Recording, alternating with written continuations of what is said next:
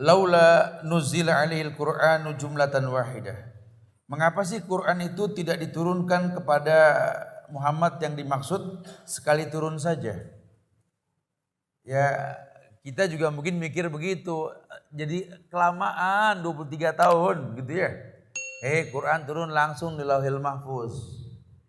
Sampainya itu tergantung momen. Makanya susunannya Al-Fatihah, Al-Baqarah, Al-Imran sampai An-Nas.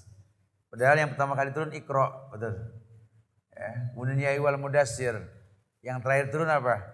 Al-yawma akmaltu lakum. Sebagian mengatakan yakni apa? Idza ja'a nasrullahi wal fath. Wallahu musta'an. Khilaf. Iya ya. Kalau tahu seperti itu ada keterpanggilan dong harusnya. Jangan malah komplain. Saya nggak yakin Ustaz. Karena yang turun Iqra di Quran yang terus Al-Fatihah, begitu kan? Nah, antum harusnya belajar. Apa sih hikmahnya? Ya memang Quran diturunkan dengan asbabun nuzul namanya. Supaya manusia paham. Indah sekali. Dulu orang kafir tanya, laula nuzila alil Quran jumlatan wahidah. Kenapa sih Quran enggak diturunkan langsung, jadi enggak bertele-tele gitu loh. Apa kata Allah? Kadzalika linusabbita bihi fuadak. Demikianlah cara Allah memantapkan hati kamu. Supaya Quran ini betul-betul pelipu lara. Syifaun mafis sudur. Quran ini penyembuh hati yang duka lara. Orang-orang belum paham Quran, tapi udah yakin dengan Quran, denger aja tenang loh. Masya Allah. Ya kalau boleh jujur lah. Ya saya punya teman ini salah seorang dokter yang dia dapat gelar dokter ini untuk urusan ternak ayam.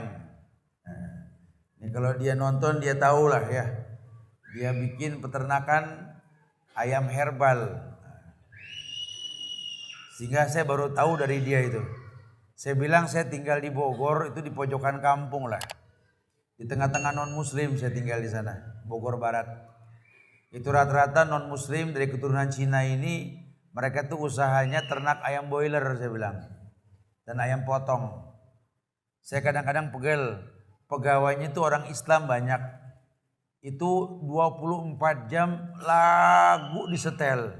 Itu begilir apa bagaimana sih orang supaya nggak ngantuk takut maling. Kalau nggak dia ngomong saya nggak paham.